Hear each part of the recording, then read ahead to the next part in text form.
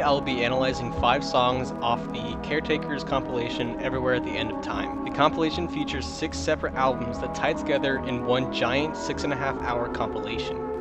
The genres of this work are ambient, dark ambient, and drone. To understand this leviathan of a compilation, it is important to understand a little about the artist, the Caretaker.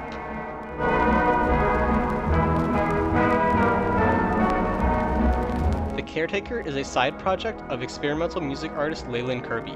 The project started in 1999 with the release of Selected Memories of the Haunted Ballroom, and ended in 2019 with the release of Stage 6 of Everywhere at the End of Time. The style of music under the Caretaker alias can best be defined as, quote, manipulated samples of 30s ballroom pop records, which Kirby connects to an artistic representation of Alzheimer's and dementia. In an interview with The Quietus, Kirby explains that the entire Caretaker project was, quote, intended to get dementia.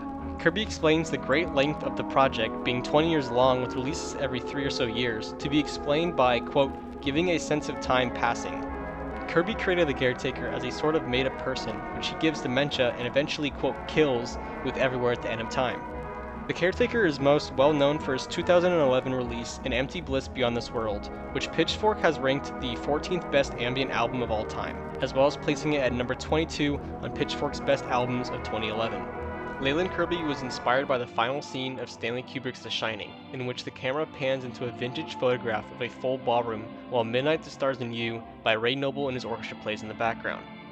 Kirby has sampled Midnight the Stars and You in many of his songs under the Caretaker, as well as others on the same album. The album covers of Everywhere at the End of Time are painted by Ivan Seal, and they even did an art exhibit together. Ivan Seal's art enhances that idea of deterioration, as his work is mostly incomprehensible, as you can barely make out what the painting is portraying in most of his pieces. I feel like it parallels how late into Alzheimer's, people suffering fail to recognize where they are, or the things around them, kind of like how we can't recognize what we're seeing in Ivan Seal's art. The Caretaker is not the only project by Leland Kirby.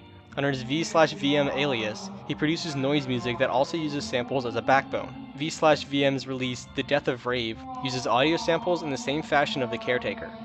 V/VM's release Sick Love features samples from pop songs that he edited to sound disturbing. Kirby also created a remix album of Frankie Goes to Hollywood, which parallels the idea of using samples or pre-existing audio as a tool for music.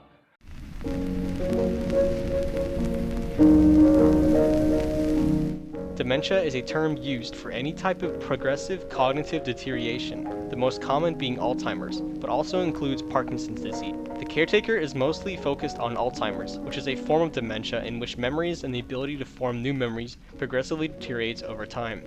The Caretaker plays with this deterioration of memory throughout Everywhere at the End of Time, as the sound gets darker and more empty as the compilation goes on. Music and Alzheimer's have a special connection. People who suffer from Alzheimer's can remember songs longer than anything else, and playing songs to patients can be a form of therapy.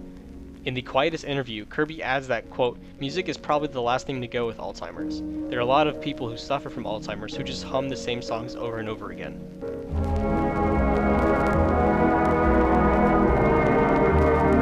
This is the first track to Everywhere at the End of Time, and is composed of a slowed loop of the first 41 seconds of Al Bowley's Heartaches, played at a playback speed of around 80%. The track is accompanied by static and features audio samples, such as reverb, to resemble the sound reverberating off the walls of a large empty area. The title of the track, It's Just a Burning Memory, is a lyric in Heartaches, in which Al Bowley says, I can't believe it's just a burning memory. I can't believe it's just a burning memory.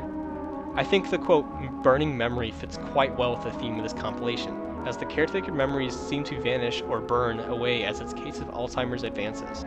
At 30 minutes and 30 seconds, the looping stops while it echoes from the reverb. The reverb is an important factor in the song, as well as the compilation, as it creates the image of a large empty area.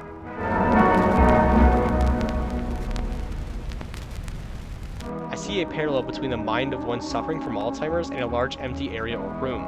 The idea of a large empty room seems to suggest that it was once lively and populated, such as the mind of someone with Alzheimer's, and as the disease progresses, it hollows out the mind of the person.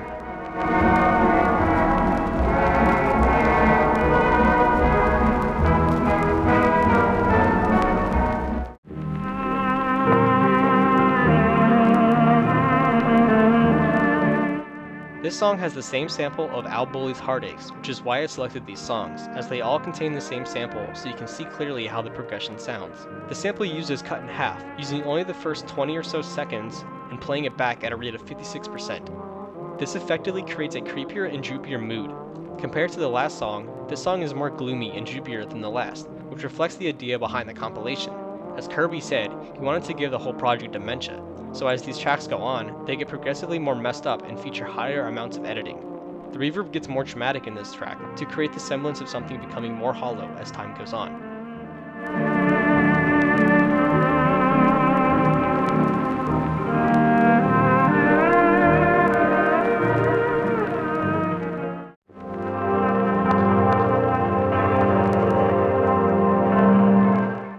This song uses the same sample of Al Bully's Heartaches, except the sample is scrambled and chopped up while another audio sample of some piano chords play.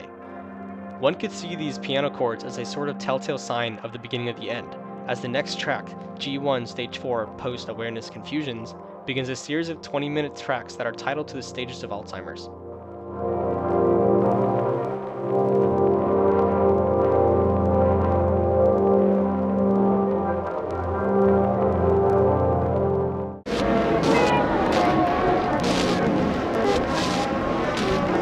This 22-minute track is a complete mess. There are jumbled samples, you can't really make anything out, and the whole track sounds like hell. The track also presents a sort of sweeping effect with crumpled sounds. Low to mid frequencies are very apparent in this, and Kirby did this to make the sound feel more empty. The lower frequencies are used for bass and adding a sort of dark sound. Lower notes make things sound creepier. The lower frequencies plus reverb make it sound eerie.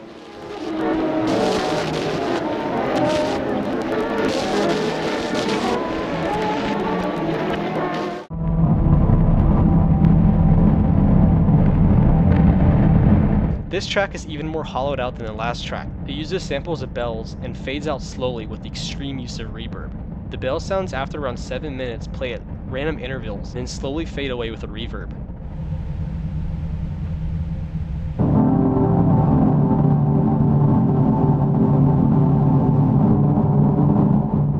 The bells could signify the end of the Caretaker, as they could represent a knell, which is a term for a bell that is rung at a funeral.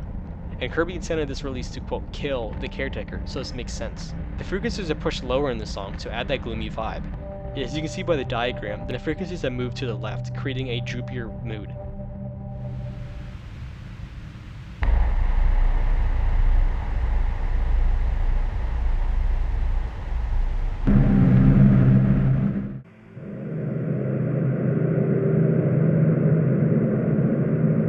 While I won't be analyzing the last track fully, I think it is important to bring up the final track as it ends the entire project as a whole, and the final sample featured in the track is significant.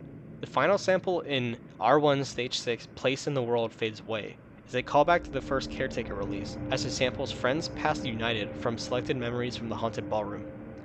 This sample is the first sample that is distinctable since G1 Stage 4 Post-Awareness Confusions.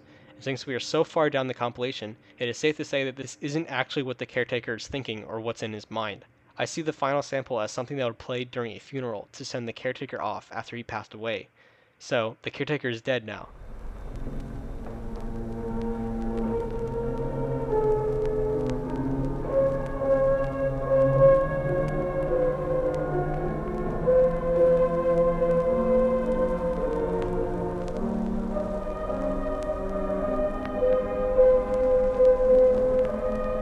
While the Caretaker project is mostly an experimental music outlet from artist James Leyland Kirby, the translation of dementia into sound is one of the most interesting concepts I've ever heard about. The 6.5-hour compilation Everywhere at the End of Time provides a listener with an interesting listen, even if it is just edited 1930s ballroom jazz tunes.